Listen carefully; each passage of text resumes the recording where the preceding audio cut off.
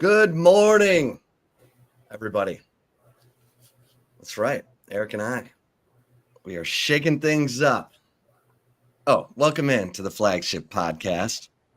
I'm Chip Brown of Horns247.com, joined as always by my esteemed Take Two and Horns247 colleague, the one and only Eric Henry, proud Tampa Catholic graduate. Eric, we are going live here on a Wednesday morning because the college football playoff rankings came out last night. And we wanted to make sure that we could include that in our weekly conversation here on the Flagship Podcast because, well, the College Football Playoff Committee likes them some Texas Longhorns. At number 5 in the college football playoff rankings, 8 SEC teams in the top 25. Looks to me like the Big 12 in the ACC got a message from this committee of you're getting one team and one team only. But we'll get into that. Eric, it is also game week for the Texas Longhorns once again, taking on the Florida Gators. The Gators from your home state of Florida are coming into town for an 11 a.m. kickoff on Saturday.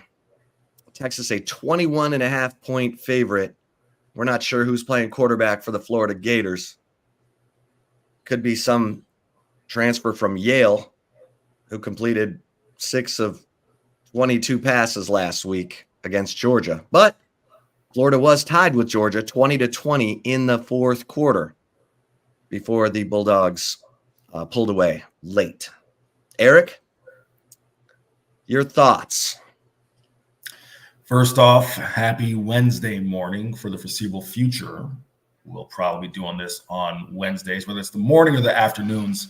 We'll get that squared away. But as Chip said, with the college football playoff rankings, obviously makes more sense to do this on Wednesday, have the opportunity to react. So just for you routine listeners, your appointment listeners and viewers, just want to give you that addendum at the start. Yeah, Chip, you mentioned it. The big news being Texas ranked number 5 in the latest, or the first, I should say, first and latest college football rankings. And as you said, even Alabama with 2 losses coming in at 11 of a 12-team playoff goes to show you the strength of the Southeastern Conference. A team like BYU that certainly got most of the attention during the show for being 8-0 and having 2 top 25 wins, coming in 9th. Your group of 5, darling, and Boise State comes in 12th. And listen, Chip, we've talked about this in previous episodes. There still is, I would call it an outside shot. I think I heard some of the conversation on the show yesterday saying that maybe leaving a little bit more of a realistic shot. I think it's more of an outside shot that the number 12 team is not a group of 5 team. I can't see Boise, if they run the table, there isn't really a great win on that schedule. If you look at what would be the Mountain West Conference title game, if that game took place today, they'd face a Colorado State team that Texas made easy work of in week 1. I don't think that's going to be enough to get them out of that 12 seed. So just giving you that background to kind of say, look at what could be an 11 seed or a 12 seed as far as Texas's opponent should the Longhorns be the number 5 or number 6 seed. Now, with all that said, they welcomed the Gators to town for the first time since 1939. Chip Brown was not at that game, believe it or not. Chip Brown was not at that game, but not at that game. But the Gators are certainly a team that, first off, go check out the Know Your Longhorn Foe. Just published that this morning. It's up on the site. Shout out to Graham Hall of Swamp 247. Does a great job covering the Gators. Chip, I don't know what you make of them. I mean, it feels as if, and Steve Sarkisian kind of talked about it during his Monday presser, he said, for those of you who get to go down the field pregame, and I couldn't help but chuckle because that's not us, but for those of you who get to go down the field pregame, you will be impressed as far as the look of this Florida Gator team. And of course, what he's talking about is just the sheer eye test, the size, the athleticism, length, all those things, those measurables that coaches look for.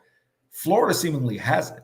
And in the Know Your Longhorn Foe, Graham says that, yeah, this team is, in terms of a talent perspective, better than where they were when Billy Napier got it. But, Chip, they come in at 4-4. And this was a head coach who was entering a season needing a strong season to wipe away any talk of losing his job. So I don't want to speak too out of turn because I don't cover the Gators. But when you say all those things, Chip, that leads you to believe we're talking about a team that either isn't coached well enough or just aren't mature enough to take advantage of seemingly their supreme talent. So that is something that I think I'm keeping my eye on as we get to the later stages of this week, along with, as you talked about, Aiden Warner possibly being the starter for the Florida Gators, the Winter Park product. That's a suburb of Orlando. Chip, we won't get too far ahead of ourselves, but Texas has a secret weapon who knows a little bit about Aiden Warner, should he be the starter, as Michael Taft revealed. But next, like I said, not to get too far ahead of myself, plenty to dive into on today's show. Edgewater? CJ Baxter. I think Aiden Warner should be Winter Park. CJ from Edgewater. Okay. About 15 minutes from each other, Chip. Okay. All right. Well, CJ Baxter likely went up against Aiden Warner. Is that fair? Is he the secret weapon? Yeah. You didn't say who the secret weapon was. Oh, well, yeah. First off, CJ would have gone up against Aiden Warner. Winter Park, Edgewater should be in the same district, so they likely would have gone up against each other. But no, the secret weapon, Chip. I'm sorry, I thought we both were aligned here. Right? It's early. I guess we're not in sync. To let the listeners know, let the listeners in on this and the viewers. Michael Taft revealed that his high school teammate was a receiver at Yale last year. The kid's name is escaping me. Ryan, I wrote in the notebook. It's escaping me right now. But his teammate from Westlake, Chip, actually was Yale's second leading receiver last year and gave him the deets on Aiden Warner. So that is the secret weapon. My apologies. Okay, there's the secret weapon. Michael Taft. Leave it to Michael Taft. Michael Taft's got tentacles and little hidden idioisms that no one knows about. It's fantastic. Ryan Lindley. There we go. Just to get the name. Ryan Lindley. Ryan Lindley. He is a Westlake product, Chip. He was second on Yale's team last year in receptions and graduated from Westlake in 2020. So yeah, they said he's best friends. Taft said he's best friends with Ryan Lindley. Ryan Lindley wore number 16. Of course, Taft wears 16 in honor of the player who passed away from Westlake. So there you go. Very good. Very good. Good little nuggets there. You're only going to find here on the Flagship Podcast from my man, Eric Henry. And make sure that you check out our Take Two column that comes out on Tuesday mornings, because which both of us are being unequivocally crushed for, Chip, for leaving the great Earl Campbell off of our Mount Rushmore. Sorry, I forgot to throw that in there. Yeah, I get it. We got into it. We got into some hot topics about the Longhorns going into this week, this stretch drive, phase 3, whatever you want to call it. It's Remember November time. And we also gave our Mount Rushmores, and we're getting crushed because, we took a different tact. We took a different tact from everybody else, and that's okay. Gets people talking. But let's get into it, Eric, because I see this Texas team at number 5 in the college football playoff rankings. And let's be honest. Let's say what's going on with this team. This is a penalty-prone team that has not gotten the consistency of quarterback play that we thought coming into the year. Because the sign of a well-coached team, sign of a championship team is week-to-week improvement. the quarterback position has been all over the place. It looked good against Michigan. And then the next week, Quinn Ewers suffers the oblique strain. Arch Manning comes in, looks out of this world. Suddenly, Arch Manning's Heisman odds are higher than Quinn's. Then Arch looks mortal against ULM, looks good against Mississippi State. Quinn comes back in. He's not very good. And he's been turning the ball over. I mean, he's played in 6 games. He's turned the ball over in 5 of them. Eric, where are you on Quinn Ewers? What are you expecting from Quinn Ewers this Saturday? Because all of his idyllic visions of his what he thought would be his final year of college football are not aligning with what he thought preseason. So how does he respond here in the month of November? Everyone remembers November, Eric. Chip, we've talked about Quinn Ewers ad nauseum over the past few weeks. The place where I've landed at and will continue to land at is if Quinn Ewers is healthy, my expectations for him and from this Texas offense are what we saw prior to his injury. In my opinion, there's no reason to believe the further Quinn gets removed from this injury, the healthier he'll be. I was always of the position that, you're never going to, especially that type of injury, Chip, you're not going to come back and be 100%. Like, that's just not how it works. Steve Sarkisian talked about it. No one's really 100% this time of year, and that's a coaching cliche, but I think especially coming off an injury, it's just, you're not just going to walk back in there and kind of be the player you were. Now, and we talked about this on a previous episode, Quinn had a tremendous history of bouncing back from injury and performing well. He did so against TCU last year, did so against Oklahoma 2 years ago. So there was precedent to think, man, Quinn's going to come back and be the same guy. Different injury, different team, different circumstances. You asked me, what am I expecting from him? I'm going to have this out later today, a real deep dive into Texas's offense. Chip, if you're expecting the player who pushed the ball downfield and the offense, because it's not just, Quinn doesn't call the plays, right? He's not up there, going James Vanderbeek from Varsity Blues calling the plays on his own, right? Like, if you're expecting an offense that is going to push the ball downfield the way Texas did last year, that's not this team, Chip. Through 8 games, we have statistical analysis that shows that Texas is relying more, especially with Quinn Ewers, on the screen and shallow passing game. I asked Steve Sarkisian that question 2 Mondays ago. The bye week Monday availability, he was effusive in his praise of Quinn Ewers' ability to utilize that screen game, that shallow pass game, to get the ball out of his hands quickly into the hands of their playmakers and let them do that. Chip, that's serving twofold.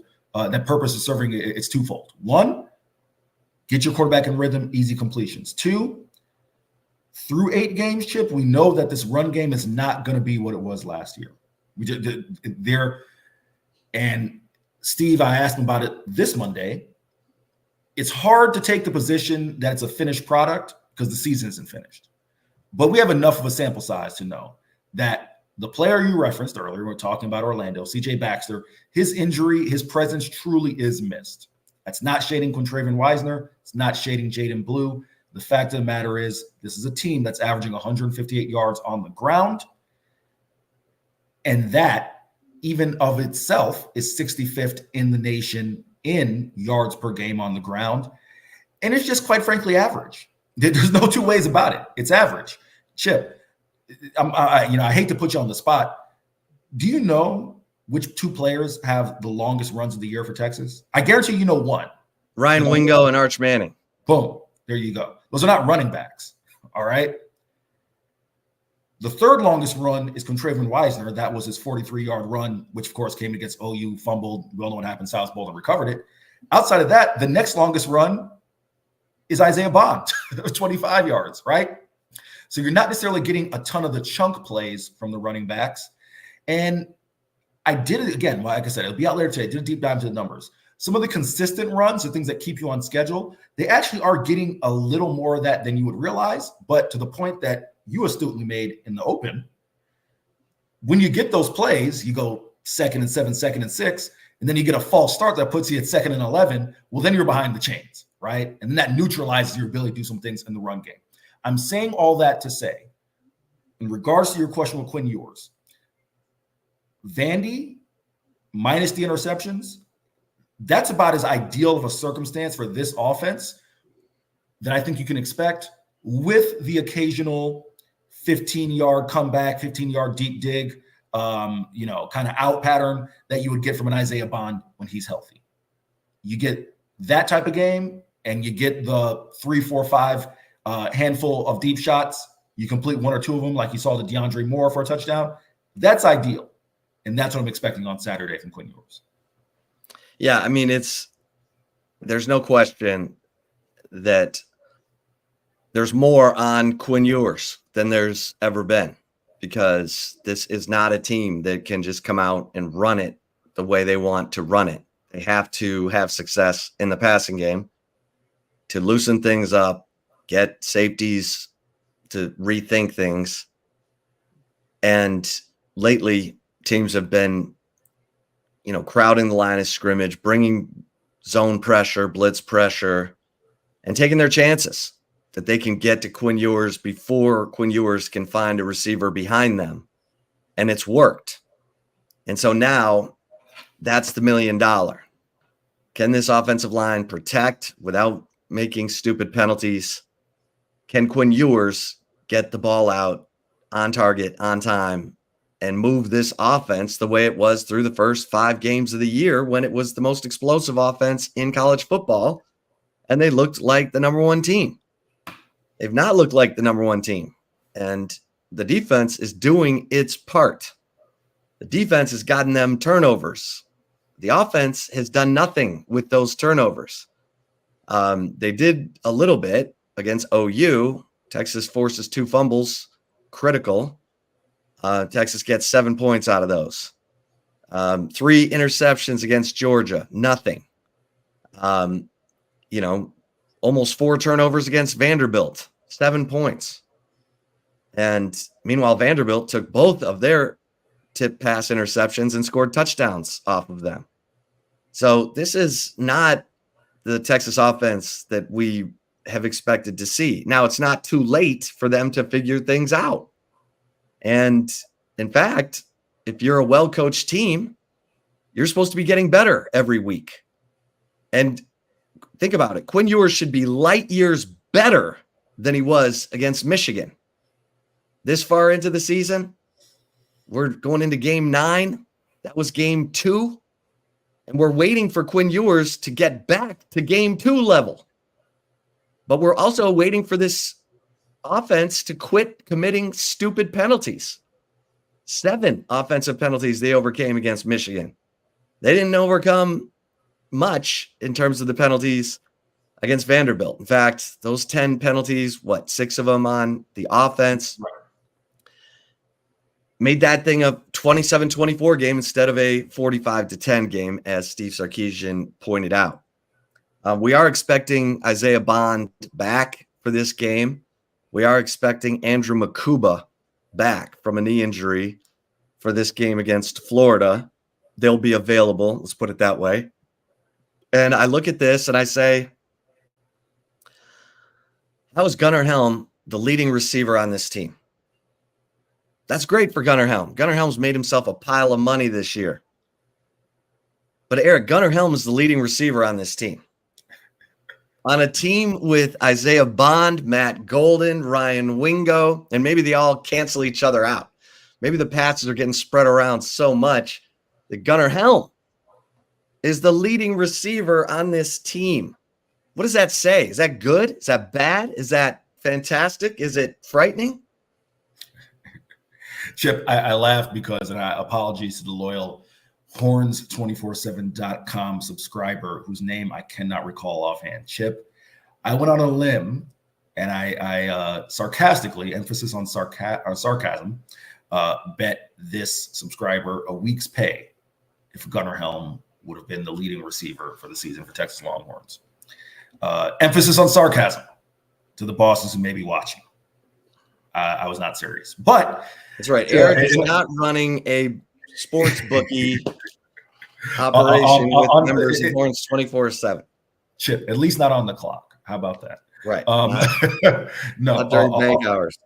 All jokes aside, I think it's a combination of a couple of things. One, let's give credit to Gunnar, right? No one's been a Gunnar Helm fan, as much a Gunnar Helm fan than me, right? In terms of watching this kid since last year, the way he's improved his athleticism, made himself into, Chip, not just a receiving threat, an athletic receiving threat, a true route runner, a true, all-around tight end. It's almost like he's hurdling guys.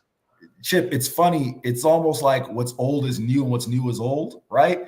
He just reminds you of tight ends of yesteryear who could block and receive, guys who could line up in line, and all of a sudden it's like, oh man, like Gunnar Helm, who's this guy? It's like, remember, that used to be a prerequisite for the tight end position, that you would line up in line, bust you behind blocking someone and they'll go catch some passes. So that part is funny, but I also think it's just a byproduct of how many weapons there are offensively, Chip, and the fact that they're able to spread the ball around. I mean, DeAndre Moore's emergence is one, right? Isaiah Bond, I think Isaiah Bond would be, and statistically he's right there behind Gunnar Helm, he would be the leading receiver had he been healthy.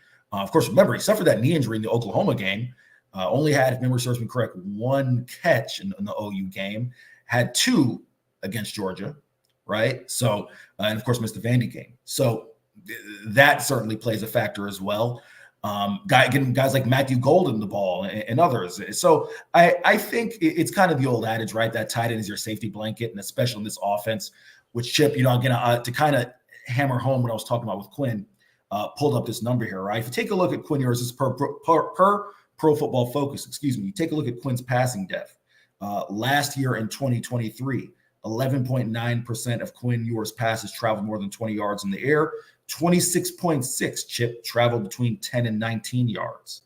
You go to this year, 9.1 have traveled deep, 18.2 have traveled between 10 and 19 yards, 36.4% have traveled between 0 and 9 yards, and 31% have traveled behind the line of scrimmage, in essence, a screen. So that goes to show you where the passing game is going in terms of depth and the levels of defense, and that certainly is going to make for more opportunities for Gunnar Helm. Yeah. I mean, it's a great story. Nothing has gone as planned, but that's okay. Because guess what? You're number 5 in the college football playoff rankings. Your brand is carrying you in some ways because your best win right now is over Vanderbilt. You look at some of these other teams, and A&M. I mean, talk about letting one get away. Now A&M's 14th. Now, A&M, if they win out, they'll be fine. You got to win. Right now, you got to win. There's no wiggle room. I mean, people shouldn't be talking about, well, if Texas loses to A&M, they'll still stop talking like that. Because we don't know. There are bid stealers out here. I mean, if SMU goes to the ACC championship and beats Miami and suddenly it's one-loss Miami, they're going to get in. SMU's going to get in. That's a bid stealing situation because this committee's telling you right now they're only expecting Miami to be in the playoff. They're only expecting BYU to be in the playoff from the Big 12. But if BYU plays Iowa State for the Big 12 title and Iowa State wins, you're going to leave one-loss BYU out? No.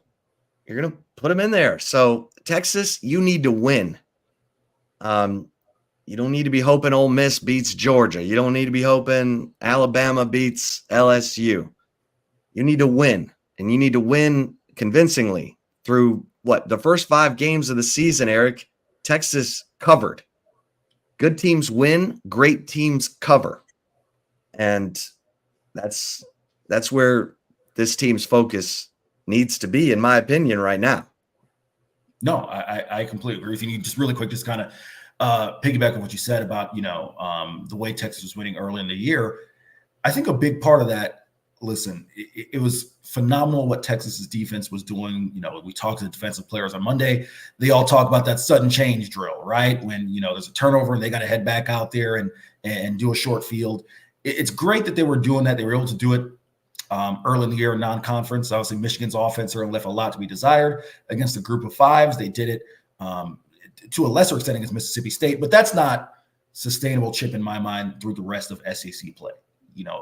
Outside of no disrespect to Mark Stoops' club, who leave a lot to be offensively desired. They look like they're playing football, at least offensive football with leather helmets. The rest of the teams that Texas is going to face, at least even Florida, Chip, averages 29 points per game. and they put up 45 against Kentucky, which is a great defense. Say what you want about Kentucky's record at defense, not allowing a ton of points, right? So if Texas's offense puts the defense in those type of positions, opposing offenses are going to capitalize. So I'm just making that point when you say about good teams win, great teams cover. It's hard to cover when, even if you get the win, you put your defense backed up on their side of the 50 and they got to defend a short field, because you think at least a win in that scenario is giving up 3, sometimes you give up 7. So just to kind of piggyback off that point, that's something that in terms of the offensive miscues, kind of the sloppiness and the turnovers, that has to stop, especially over. In my mind, listen, Texas is going to beat Florida. That's going to happen. They'll beat Arkansas. They'll beat Kentucky. But those two teams being Kentucky, Florida, and Arkansas, they can at least take advantage of those types of opportunities. So you can't have that. Yeah, I mean, Ole Miss goes into Arkansas and lays down a 60 burger. And, LSU went in there and won 34-10. I mean, if Texas is who we think they are, they're the number 5 team in the country, according to the College Football Playoff Committee. Ole Miss is 13th. Where's Ole Miss? Ole Miss is 16th. Yeah. And LSU is 15th. So it's time. It is time. It is time for Texas to start acting like they want to win an SEC championship and win a national championship. And with these off weeks in phase 1, phase 2, phase 3, you do get a chance to reset. And this is where we need to see it, because you want to win a national title, SEC title, it's got to go like this every week from here on out, because you got some teams and everyone's got flaws. Like, I'm not sold that Oregon is this great team. I'm not sold that Ohio State is this great team. And Georgia has looked great. We saw the one time they looked absolutely great. And Carson Beck still threw 3 interceptions, Eric. And Carson Beck has thrown 8 interceptions in the last 3 games. 11 interceptions in the last 5. Like, he's regressing. Georgia has a Carson Beck problem. This was a Heisman frontrunner at the beginning of the year, just like Quinn Ewers and Dylan Gabriel. Those were your 3 Heisman frontrunners in the summer. And now Carson Beck, they're talking about whether he's, distracted by dating Hannah Cavender. The Cavender twins who play basketball at Miami. They're like internet influencers or Instagram influencers. Carson Beck's taking pictures with her on the field after throwing 3 interceptions against Florida. Anyway. Chip, really quick, you can appreciate this. I don't want to bury Chip too hard on a live forum, but Chip, you can appreciate this. Hannah Cavender, bury me? I'm not gonna bury you, but I think you can appreciate this. Dating Hannah Cavender is not a distraction. That's a distraction that many people would sign up for. Yeah, but Georgia, don't tell Georgia fans that. And they'll say the noise. Those same Georgia fans would sign up for the same distraction. That's all I'm Oh yeah, of course. That's all. Of course. But what is it? What's going on with Carson Beck? Okay, What's going on with Quinn Ewers? How about this, Chip? I got taken to task by some Georgia fans before the season when I felt, and I stated, wrote it and stated in all of it, that Quinn Ewers is a better quarterback than Carson Beck. I didn't say that Quinn Ewers is light years ahead of Carson Beck. I just said that Quinn Ewers was the best quarterback in the SEC, and that would give Texas a chance in every ball game they play. Well, Georgia came in and beat Texas. Wasn't exactly because of Carson Beck, but Georgia came in and beat Texas. B, how about the fact that Carson Beck, Chip, I get so frustrated. Because we have this need to promote a quarterback and that position, whether it's the NFL draft or college or whatever, we just make these guys out to be that guy when I don't think there's anything wrong or, out of line by saying Carson Beck is a flawed quarterback. Doesn't mean he's not a talented quarterback who's probably going to be a first-round pick. And say Quinn Ewers isn't a talented quarterback. He's going to be a first-round pick. But they are flawed quarterbacks. So when you ask me what's wrong with Carson Beck, I didn't know we were talking about, the college version of Trevor Lawrence or Caleb. I mean, Chip, we've all watched college football long enough to know, like, the difference between that type of quarterback and who we're talking about here. So that's all I say in that regard. Carson Beck is who he is. Chip, is that out of bounds? Oh, it's not out of bounds. I think we saw the production out of, and I'll use Quinn Ewers. So Quinn Ewers looks great. His best performance as a Longhorn was at Alabama. Right. Period. Is that how he wants things to be remembered? That his best performance was over a year ago? I say that because I look at things like pass efficiency. I look at things like pass efficiency defense, but I look at things like pass efficiency for a quarterback. The number one quarterback right now in pass efficiency is Jackson Dart at Ole Miss. The second is Kurt O'Rourke at Indiana. And Cam Ward's up there. It's Quinn Ewers 29th. So I don't care if it was physical or mental that was bothering him. He's had plenty of time to get over the oblique or get used to it or get comfortable with it or take a shot or whatever he's got to do. But this window is open right now for this team to make its move, to get into that SEC title picture, get in the national championship picture, but they've got to get better every week starting right now. And they should have gotten better through the off week.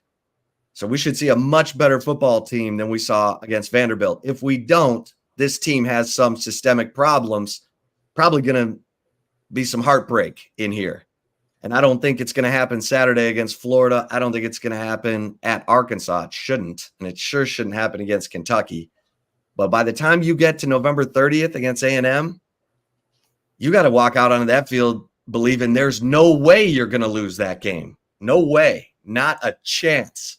And that's where Texas has to get in the next 3 games before they head down to College Station, before they head down to the snake pit known as Kyle Field. So it's going to be fun. And you got to get better play out of guys that are, being talked about as NFL prospects. Cam Williams. Cam, stop committing the penalties.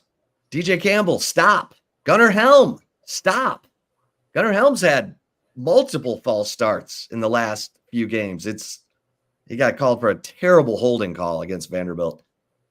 He pancaked a guy and laid on top of him. That gets you paid in the NFL. It got him a flag at Vanderbilt. Didn't understand that. Eric, if you're looking at, we tend to talk about the concerns. What's got you excited right now about this Texas football team? What elements of this team do you see that say SEC champion, national champion? Yeah, I'll point blank, it's the defense. The fact that last year was a defense that clearly was spearheaded by Sweat, Murphy, and to a lesser extent, Jalen Ford up the middle.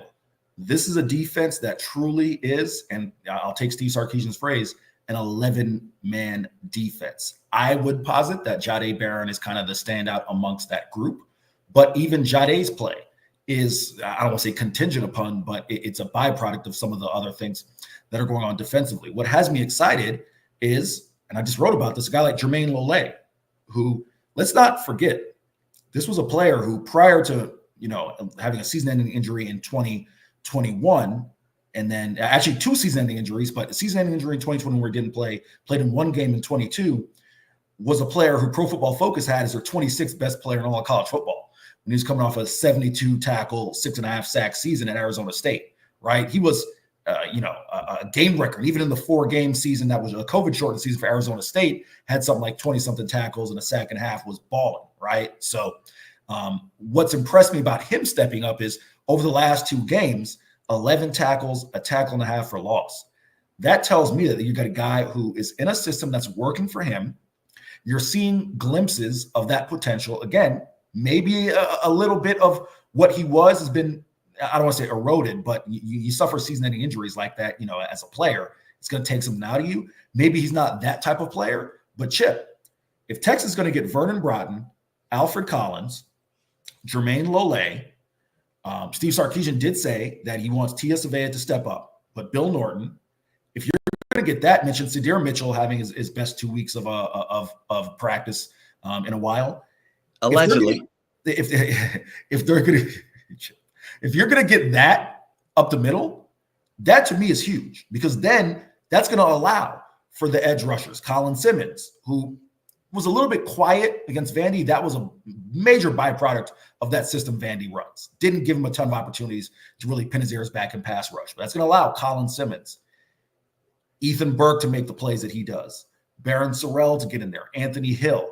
I'm really excited about this defense. Jelani McDonald stepped up, right? We spent 15 minutes on this podcast entering Vanderbilt week wondering, would they shift Jade to play outside, to play in the safety spot with Andrew Makuba being hurt? What could they do? Nope. It's simply next man up, right? That to me, Chip, that's a sign of a damn talented team. That when it's all right, we don't panic, next man up. That guy's ready. That to me is huge.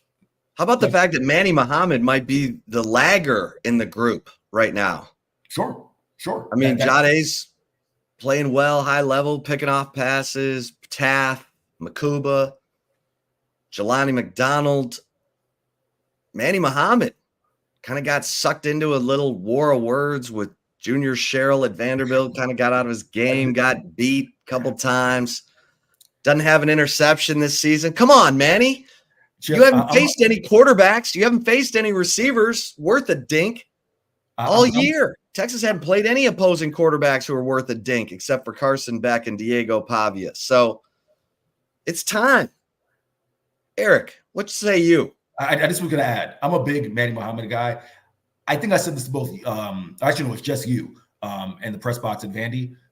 I thought, listen, football's an emotional game, tempers flare. I thought there was too much talking. I don't mind a little chippiness, right? Because you can't back down.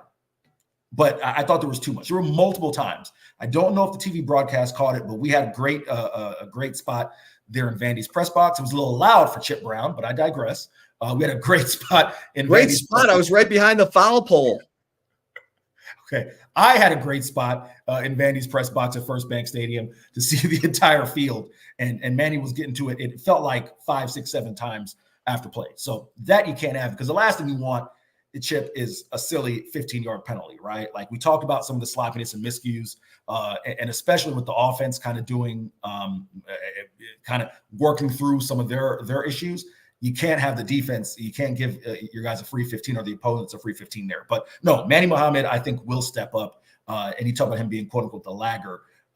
That's a great problem to have as well, in my mind, because Manny Muhammad's a damn talented corner, right? So with him and Gavin Holmes. So just to kind of cap that point, Chip, for me, this defense is playing national championship level defense. Remember, the 30 points, 30 points allowed, 30 to 15 allowed to Georgia. Texas committed several turnovers. And when Jahdae Barron gave Texas's offense the ball, right, like it was a struggle for them to score. They eventually did score, but it was a struggle there. So it wasn't the defense that's been the issue. Yeah, it's been it feels like Texas has been in third gear, and now they better be ready to shift it into fifth gear, or they're not gonna have the season that they want to have. All right, Eric, we need to talk a little bit about men's basketball, because the season has started. It was not certainly not a finished product. We are starting at ground zero with this Texas basketball team, but they were ranked. They were favored to beat Ohio State. They were not playing with Tremont Mark. It was the debut of Trey Johnson. He did not disappoint. 29 points, breaking Kevin Durant's freshman debut scoring record. But he was, I liked the way that Julian Larry played defense. I was not impressed with anything in the front court. I thought Arthur Kaluma was all over the place, taking bad shots. Thought Caden Shedrick looked clumsy. He was taking bad shots. If Frank Haith is in charge of the offense, he's got a lot of work to do, Eric. They've got to figure some things out. Quick shout out, Stan's dad in the comments, a fellow Crusader. I appreciate that there. Appreciate you rocking with us and watching. Listen, Trey Johnson is going to be a pleasure to cover for 1 year. And Horns fans, you better get out to Moody Center to watch him because it's going to be a 1 year stay. Chip, I don't want to, be hyperbolic, but you probably saw more in terms of, man, this guy's only going to be here 1 year in one game from Trey Johnson than you ever saw from another fellow Tampa native in Dylan Mitchell. Is that fair? All right, there you go, right? The Chip shaking his head. So more in one game than we saw in 2 years from Dylan Mitchell. So that's going to be a 1 year stay. Chip, such a silky smooth scorer. What I noticed, and I don't know if you saw it the same way, for a dude who's 18 playing his first college game, never, rattled.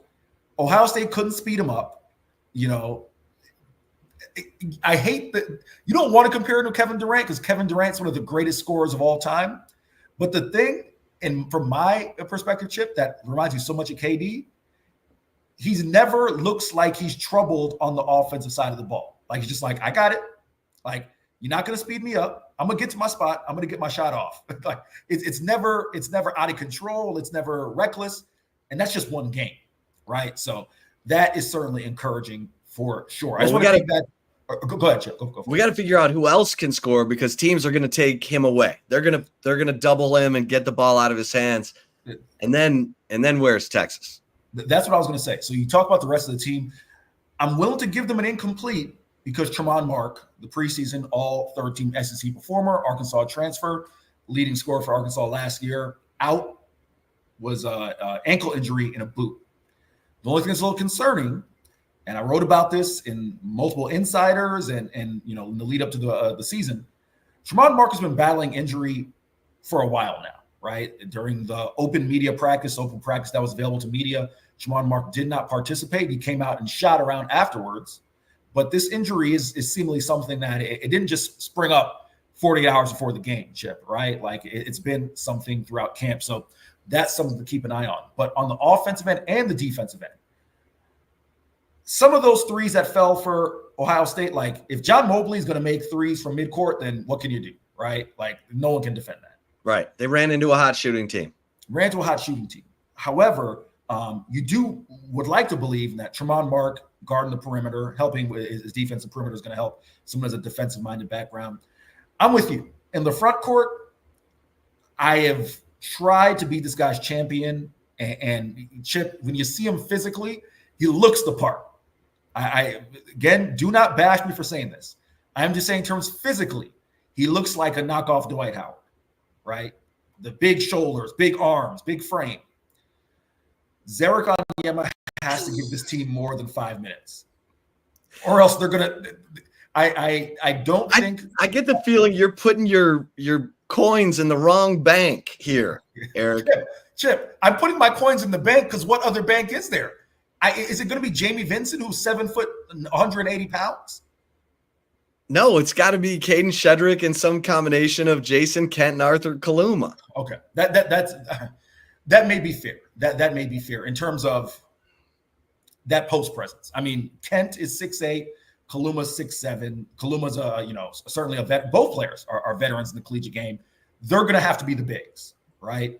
I guess maybe I am just thinking about the fact that Zarek is legit 6'9", 240, and thinking if he can at least bang and give you 4 or 5 boards a game in 12 good minutes, that would go a long way. But I don't know if we're going to get that. At least we haven't seen anything just yet. He needs to stop thinking about scoring at all.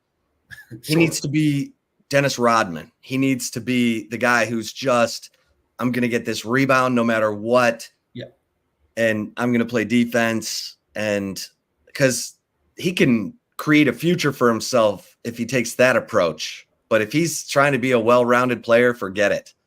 It's not going to happen. in today's NBA, you can make money as a 6'9", 240 guy who will just crash the glass and play, be a solid rim protector. Absolutely, Chip, to your point. With Shedrick, we're going to have to see what that's going to look like. Can it be the player who put up 27 points and 13 boards against Louisville in the Empire Classic last year? You don't need that every night, but if you can get – But more than once a season. But more than once a season. If you can get 12 and 6, 12 and 7 from Caden Shedrick and a block and a half, you're in good shape. Because Arthur Kaluma is going to average double digits. His career showing that. Jason Kent, you would expect, is going to average around double digits. Those guys just have to be a little bit better on the boards, and they got to be a little more efficient. The only other thing, Chip, and you talked about this, and I'll pass it back to you on this. It's one game. So, again, I don't want to overreact. I know we're running short on time, so I'll make it quick. It's one game. But, man, there were times where this offense looked a lot like last year's offense. And this looked a lot like Shaka Smart's. Just everybody gun a three.